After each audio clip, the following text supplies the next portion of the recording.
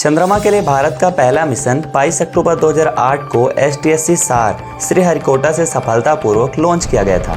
चंद्रयान 1 में सिर्फ ऑर्बिटर था जिसने 312 दिन तक चांद का चक्कर लगाया था। चंद्रयान 1 ने दुनिया को चांद में पानी की मौजूदगी के सबूत दिए थे। इसके बाद साल 2019 में चंद्रयान 2 को लॉन्च किया गया था, जिसकी चंद्रमा के सतह पर सफल लैंडिंग नहीं हो पाई थी, लेकिन चंद्रयान 2 का ऑर्बिटर अभी तक काम कर रहा है। चंद्रयान 2 की आंशिक सफलता के बाद भारत और भारतीय वैज्ञानिक एक बार फिर चंद्रमा की ओर अपने मिशन चंद्रयान 3 के जरिए बढ़ चले हैं। सबसे पहले जानते हैं चंद्रयान 3 मिशन क्या है।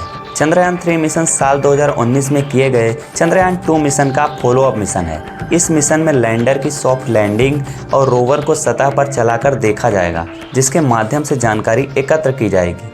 अब जानते हैं चंद्रयान 2 और चंद्रयान 3 में क्या अंतर है। चंद्रयान 2 में लैंडर, रोवर और ऑर्बिटर था, जबकि चंद्रयान 3 में ऑर्बिटर के बजाय स्वदेशी प्रोपल्सन मॉड्यूल है। जरूरत पड़ने पर चंद्रयान 2 के ऑर्बिटर की मदद ली जाएगी। प्रोपल्सन मॉड्यूल चंद्रयान 3 के लैंडर, रोवर को चंद्रमा की सतह पर छोड़कर चांद की कक्षा में 100 किलोमीटर ऊपर चक्कर लगाता रहेगा। यह कम्युनिकेशन के लिए होगा। इसरो ने 14 जुलाई 2023 को दोपहर 2:35 पर आंध्र प्रदेश के श्रीहरिकोटा में स्थित सतीश धवन स्पेस सेंटर से LVM-3 रॉकेट से चंद्रयान 3 को लॉन्च कर दिया है। चंद्रयान 3 मिशन के अंतर्गत इसका रोबोटिक उपकरण 24 अगस्त तक चांद के उस हिस्से में उतर सकता है जहां अभी तक किसी भी देश का कोई अभियान नहीं पहुंचा है। इसी वजह से पूरी दुनिया की निगाहें भारत के इस मिशन पर है। पहले के मुकाबले इस बार चंद्रयान 3 का लैंडर ज़्यादा मजबूत पहियों के साथ 40 गुना बड़ी जगह पर लैंड होगा। चंद्रयान 3 को LVM-3 रॉकेट से लॉन्च किया गया है।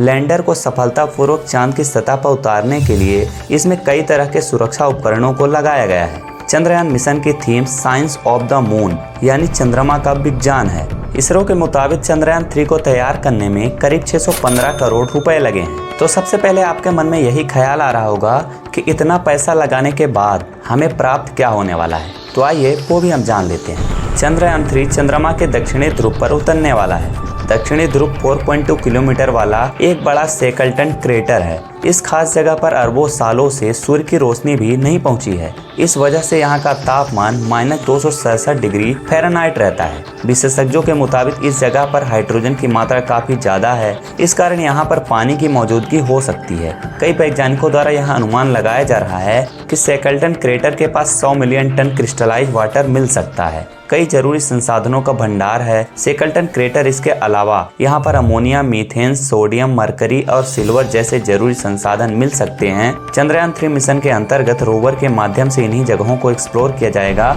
रोवर की मदद से चांद की सतह की मिट्टी, वहाँ का तापमान और वातावरण में मौजूद गैसों के बारे में पता लगाया जाएगा। इसके अलावा चंद्रमा के दक्षिणी ध्रुव की संरचना और वहाँ का भूविज्ञान कैसा है, इन तथ्यों के बारे में भी जाना जाएगा। अब हम जान लेते हैं नासा के आर्टेमिस 3 मिशन के लिए कितना महत्वपूर्ण होने वाला है चंद्रयान 3। चंद्रयान 3 नासा के आर्टेमिस मिशन 3 के लिए काफी महत्वपूर्ण होने वाला है।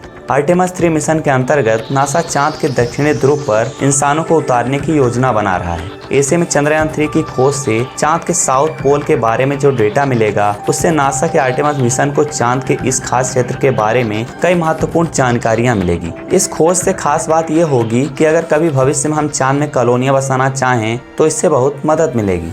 अब हम जान लेते हैं चंद्रयान 3 के सबसे बड़े जोखिम क्या हो सकते हैं। पहला जोखिम ये है कि चांद पर जब आप कोई यान भेजते हैं तो पूरी तरीके से इसका नियंत्रण कंप्यूटर्स के पास होता है। एक इंसान होने के तौर पर आप 4 लाख किलोमीटर दूर बैठे उसे कंट्रोल नहीं कर सकते हैं। वो पूरी तरीके से आर्टिफिशियल इंटेलिजेंस की मदद से काम करता है। दूसरी चीज ये है कि चांद पर कोई GPS नहीं है। जैसे हम धरती पर कोई गाड़ी चलाते हैं तो GPS के माध्यम से कई जानकारियां हमें मिल जाती है। ड्राइवरलेस कारें GPS तकनीक से ही काम करती हैं, लेकिन चांद पर ये काम नहीं करती। वहाँ आपको पता नहीं चलेगा कि आप कहाँ पर हैं, किस हिस्से में हैं, कितनी दूरी पर हैं। इन सभी चीज़ों का अनुमान उसे ऑन बोर्ड सेंसर से लगाना है, तो इससे 2-3 नई मुश्किलें पैदा हो जाती है। अच्छी बात यह है कि इस बार इन सभी चीज़ों का ध्यान रखा गया है। अब आप सोच रहे होंगे कि चंद्रयान 2 की लागत एक हॉलीवुड फिल्म के बजट से भी कम थी और चंद्रयान 2 मिशन की लागत उससे भी लगभग 30% कम है। भारतीय वैज्ञानिक ऐसा करने में कैसे कामयाब रहे?